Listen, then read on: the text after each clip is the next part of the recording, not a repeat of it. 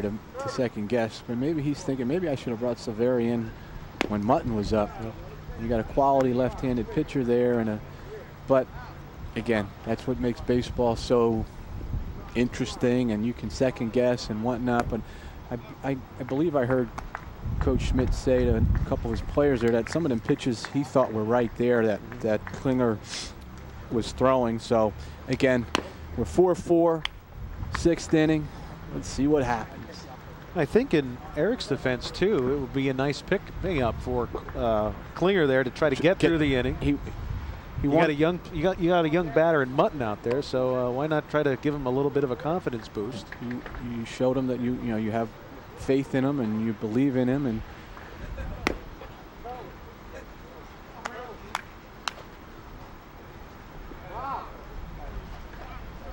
so Brousseau will bat off a lefty for the first time today. Derek 0 for 2 with a walk.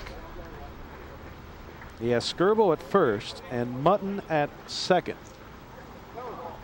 And did they put? I think they put a courtesy or a pinch runner out there. Pinch runner in for Mutton. I don't see the number, but I know it's definitely a different runner out there at second. And that is Rob Howell, a left-handed reliever, running now at second base.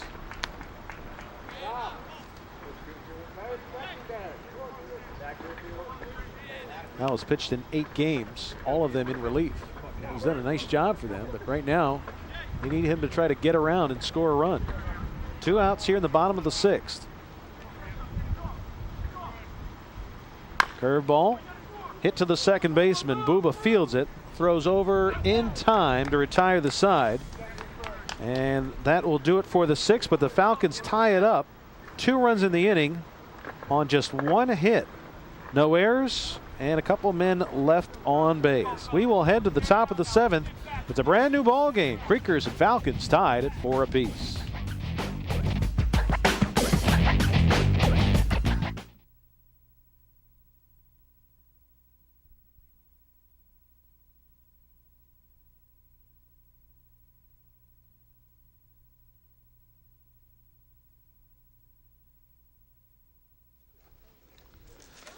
Chris Michael and Tom Stout with you for tonight's Blue Mountain League Baseball Game of the Week. Gary Laubach will be back next Tuesday night, as we will have Hellertown hosting Vinecrest. We'll be on the air at 9:30 next week.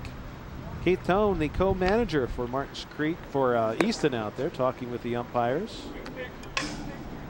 And we have a new pitcher for Easton, as they will turn the ball over to Rob Howell. Howell, 8 games so far, all in relief. He's thrown 7 2/3 innings. He has 3 saves on the season. He has struck out 16. He's walked 6. He has not allowed any runs this year, earned or otherwise. And he has a whip, a walks and hits per inning, of .78. So Howell on. Not a save situation, obviously, with the score tied. But Mike Rossetti goes 6 strong innings. He's now off the hook after trailing most of the ball game.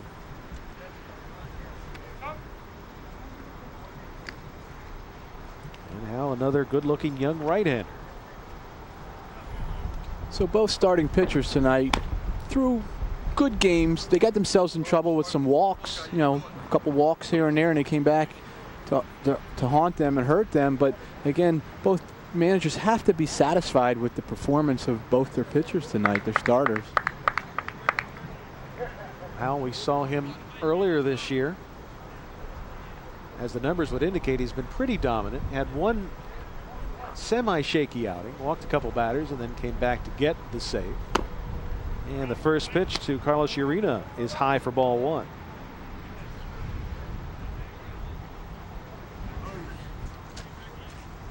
Four ball game, top of the 7th. First pitch misses outside for ball 2. Good patience here for Carlos. Wait for a strike, at least so far.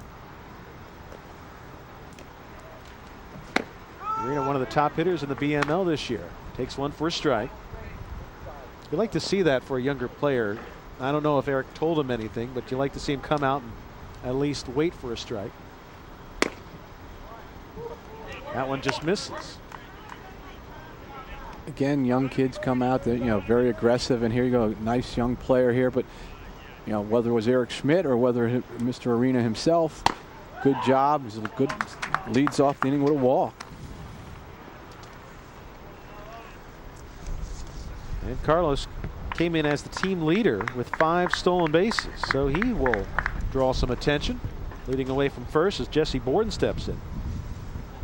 The only thing here about Arena running would be Borden has that nice hole in the right side, as is.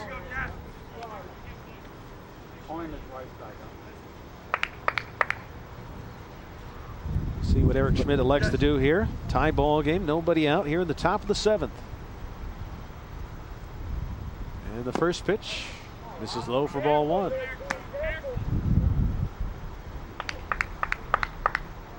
No sign of a bunt, and I would be absolutely shocked if they would ask Jesse to put one down here.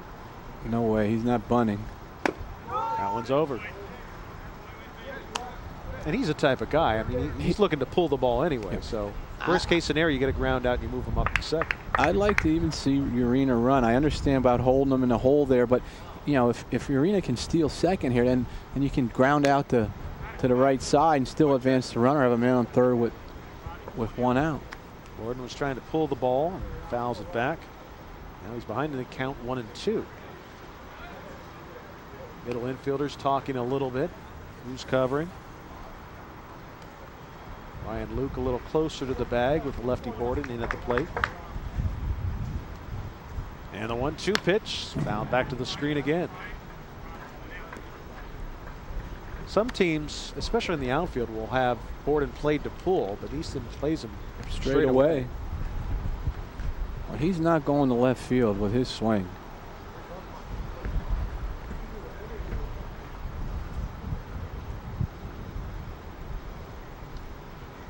Look at the runner, at the pitch. Little chopper coming in is Miller. Fields it, throws, gets away from Mutton at first. Big turn at third, and staying is Urena. Borden moves up to second base, and the Creekers with runners at second and third and nobody out. Over there. Leslie, get over there.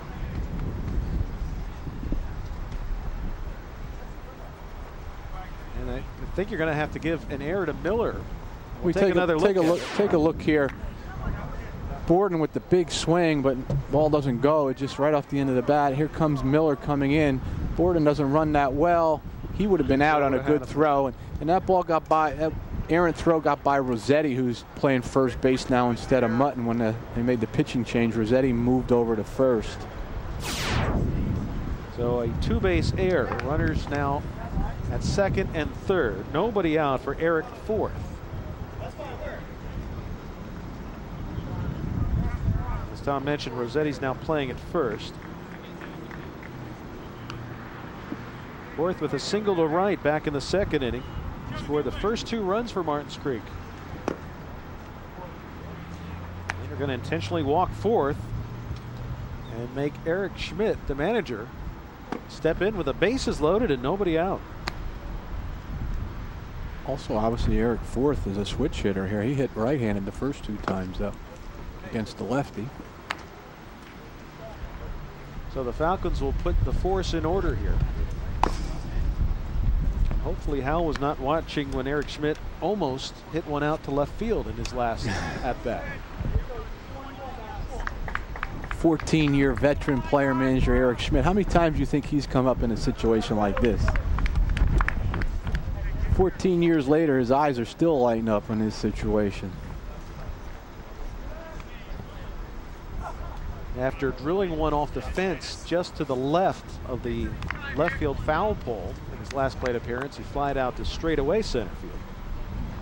Bats here with the bases loaded, nobody out in a tie ball game. And he swings at the first pitch and fouls it away. No balls and 1 strike to Eric Schmidt. Schmidt would like to have that one back. He had a nice hack at it. It was right there. That was a ball he could drive.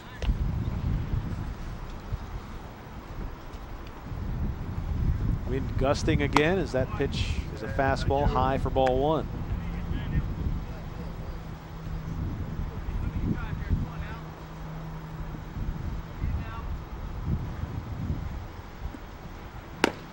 Fastball at the knees for strike 2. Arena at third, Borden at second. Fourth, who was intentionally walked at first. That was a pitcher's pitch by Howell there. Schmidt couldn't do anything with that one. That pitch just missed. 2-2. Schmidt took a peek back.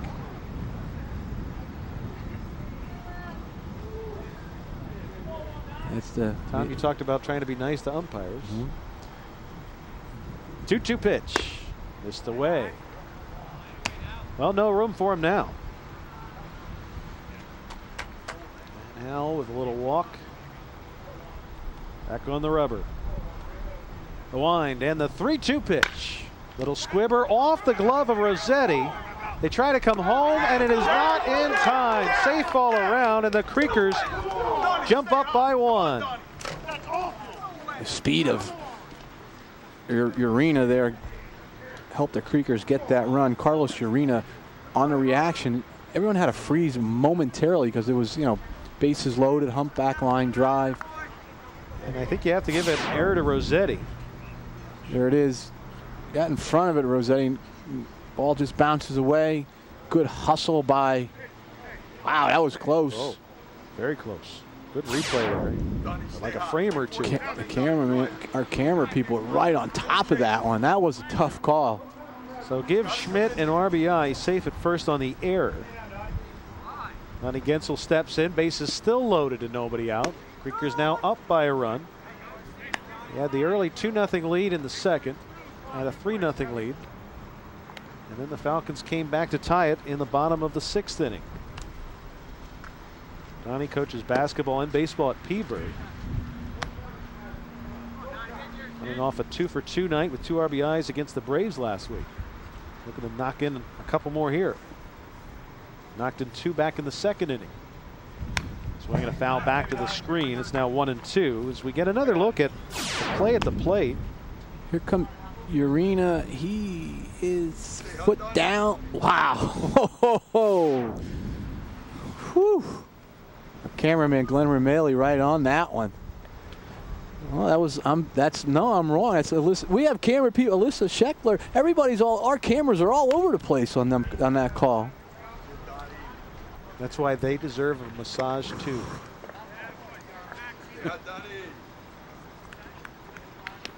Count 1-2 to Gensel.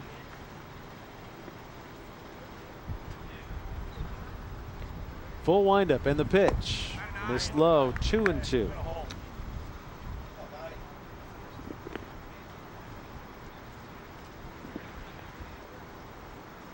Jeremy Haas waiting on deck, who has 2 hits so far tonight. 2-2 pitch. Squibber foul at the plate.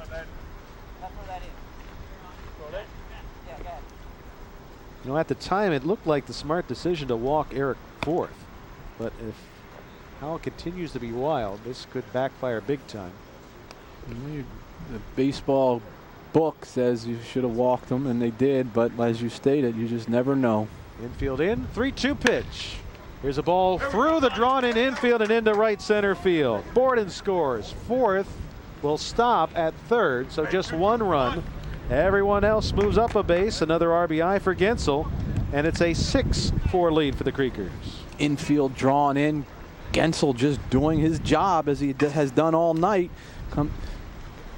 Here, take a look at the drawn in infield. Gensel again, 2 strikes again in the hole. Hits it by the diving second baseman for his 2nd hit and 3rd RBI of the night. That's the first hit of the inning. Wow. Couple walks, an error. So another meeting on the mound. And Easton's going to get some bullpen action in a little bit. A couple players heading down to the bullpen in left field. We get a look at them.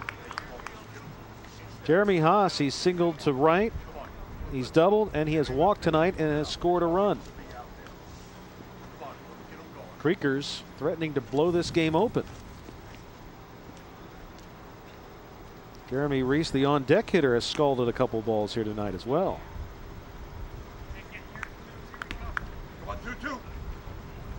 Bases loaded, nobody out here in the 7th.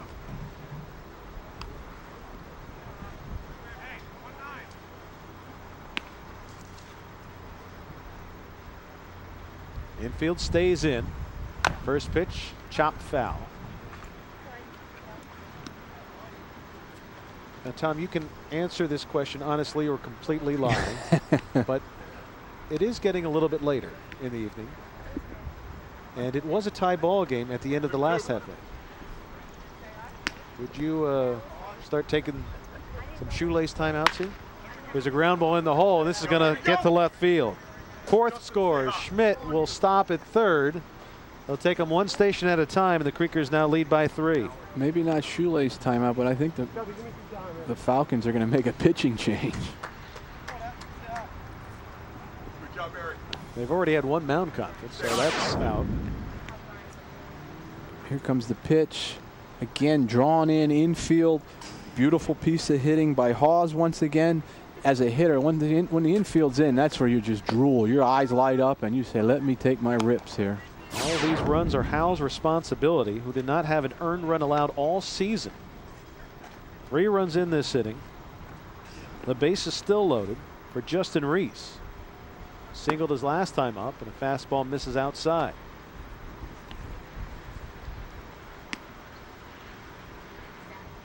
Infield stays in. Outfielders pretty much at normal depth. Ground ball hit to the shortstop. They come home, they get an out there, and that's it. Fielder's choice for Reese. Everyone else moves up the base. First out of the inning.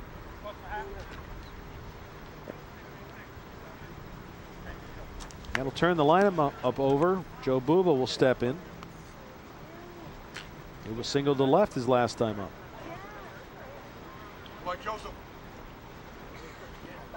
Hit one right down the third base line. Went literally over the third base bag. And he chops one third base side. Miller, nice scoop, throws home. They get one over to first, not in time. Will they get the out at the plate again for out number 2? Buba safe at first on the fielder's choice. Nice play by Miller. Fine, comes home. Warga then tries to get runner Buba at first. Rossetti did a very smart thing as he came off the bag there. You can't let that ball go on the outfielder. The base is, it gets cleared. The Falcons, Chubby Miller comes right home to Warga. Warga fires down to first. Rossetti comes off the bag there to save. Leslie with a little flare fouled down the first base side. Save a couple runs there. If that ball gets to the outfield, it's over. 9th batter to come to the plate for Martins Creek here in the 7th inning.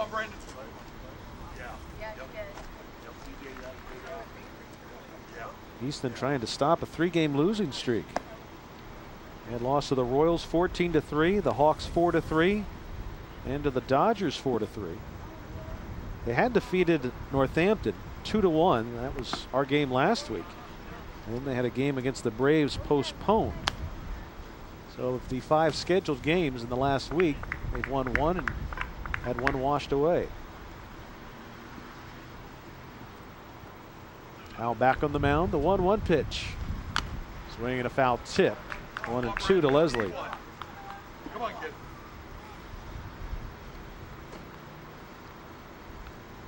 Leslie with a big rip there. Comes up empty. He's going to have to shorten up his stroke here with 2 strikes. 1-2 pitch at the knees for called third strike. And the Creekers are finally retired, but not before plating 3 runs in the inning. They do so on 2 hits, 1 costly error, and the bases left loaded. Creekers leaving 10 men on base through 7, but they have a 3-run lead as they will head to the bottom half of the 7th inning with a 7-4 lead. And we could eavesdrop on Eric Schmidt as he came towards the dugout and said, let's get that ball over the plate, not fall behind the hitters. Good advice. Brought in Turco Insurance, one of our sponsors, providing the highest quality insurance products and customer service since 1947. Proud sponsors of Blue Mountain League Baseball. Their location at 1501 South 4th Street in Allentown. For auto, home, business, and life insurance needs, call them at 610-797-5828. And on the mound for Martins Creek to start the 7th inning will be Brett Wagner, a right-hander. pitching in his 6th ball game, all but one in relief. He has one complete game to his credit. A 3-1 record, a 3.36 earned run average. He's thrown 16 2/3 innings, allowed 20 hits, allowed 8 earned runs. He has struck out 17 and has walked 4. So Wagner will be the pitcher on in the 9th to try to get a save. Savary now the pitcher of record. How about that? Savary comes in, faces, what did he face, one batter? Yep. And he got him. And he got him, and he stands to be the winner here if Wagner can shut the door on the Falcons. The joys of being the southpaw.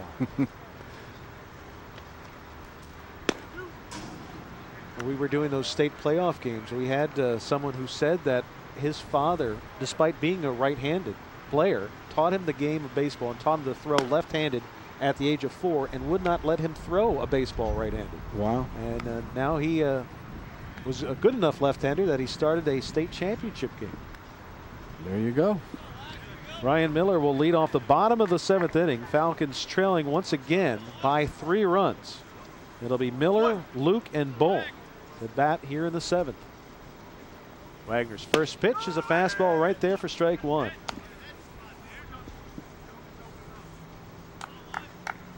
Miller struck out his last time up. Fastball, a flared foul down the first base side. And Miller's now in the hole, 0-2. It is definitely getting tougher to see out here. Now, do you remember any good stall techniques when you played? You sent out to the mound a few more times and you needed to. Never took part in that. Punkin wanted me to go out to the mound, but I said, no, Punkin, I can't. Gensel with a nice play over for out number 1. I said, Punkin, you go out. I don't believe you. You're right, I didn't. I went out. Ryan Luke steps in. He's 0 for 3 so far today. Grounded out to short, flied out to right, and reached on a fielder's choice. Now, my real response to that question, we were always winning, so we didn't. Thanks to your hitting. Well, sometimes. Wagner's first pitch. I had Luke bending a little bit. Pitch misses low. 1 ball, no strikes to Ryan Luke.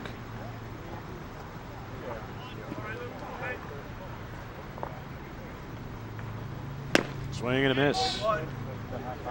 Wagner can definitely spot his fastball here tonight.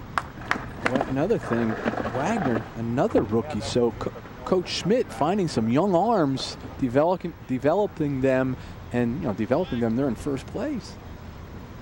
1-1 pitch, curveball misses upstairs. Wagner knew that was going to be high as soon as he released it. Could hear him groaning as the ball was coming in.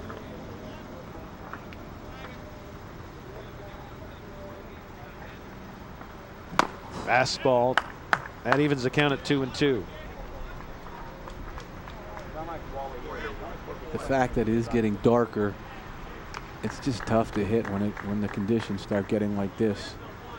If I'm Wagner, I'm coming again with a heater. I'm not letting up here. 2-2 pitch. This is high. Wagner does a little spin after releasing that one.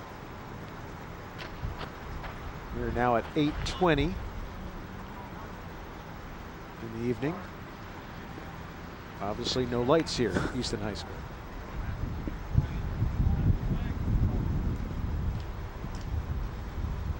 Wagner has a slider. This would be a good pitch for a slider.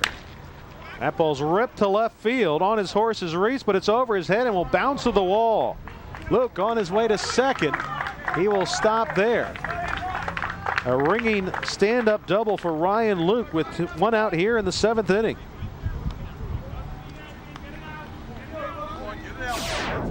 Luke standing in there with 2 strikes. He saw that one. That wasn't really a bad pitch. Luke went down and got it and drove it for a double. Down by 3 runs. Luke is not going to try to stretch it into a triple.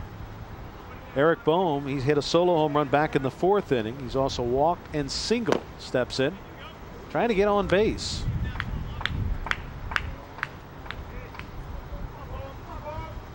Bring the tying run to the plate. Easton has battled back once so far tonight. That pitch catches the corner. It's 1-1. Easton has had an interesting history on RCN. The first several years of their existence, they couldn't win on RCN. Now I think they've won at least 3 or 4 in a row on TV. Well, here's a pop-up in the infield. The shortstop's calling for it, and Gensel squeezes it for out number 2.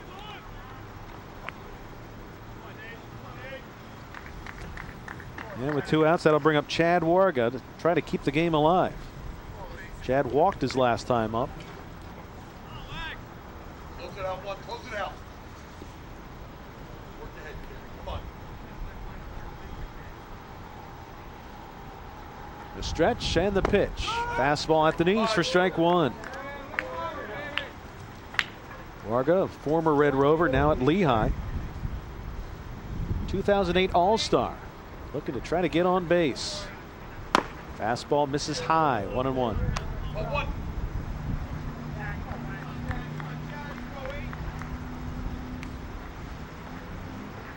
Warga gets the swing and a miss. 1-2. But Wagner looks so composed out there. He looks like he's meant for 7th inning duty. looks like a seasoned veteran. He's just a youngster. 1-2 pitch. Fastball missed upstairs. Sometimes with a runner at second, they change the signals, but they put down one finger and he threw the fastball. Again, go right at him because he can't hit a 3-run homer with just 1 man on base. Ground ball to the third baseman, off the glove of Leslie, recovers, throw across, and time to end the ball game. Good job by Brandon Leslie to recover and get Warga at first. No runs, 1 hit, and 1 left on, as Martins Creek will keep its #1 position in the Blue Mountain League after tonight's contests. Well, this was a much tighter ball game. The Creekers have been involved in a few blowouts this year. They had the lead, lost it late, and then got 3 in the 7th to win it. Give the Falcons credit. That's their 4th consecutive loss, but they, as you just stated, they fell behind today, the Falcons. They battled back from to tie it at 4-4, but then the Creekers give them credit for staying right in their game. Coach Schmidt making all the right moves, prevailing with a 7-4 victory. And how about Savari as you get a look at him there? Comes in, throws 1/3 of an inning, gets his league-leading 6th win of the year, as Martins Creek gets its 11th win on the season. We'll be back next Tuesday night with more Blue Mountain League action. Vinecrest at Hellertown. Gary Laubach will rejoin us for that broadcast next Tuesday at 9:30 on the air on RCN TV. For Tom Stout joining us this evening, our director Chris Zaya, and the entire RCN Sports crew, I'm Chris Michael. Good night, God bless, and thanks for tuning in to RCN Sports.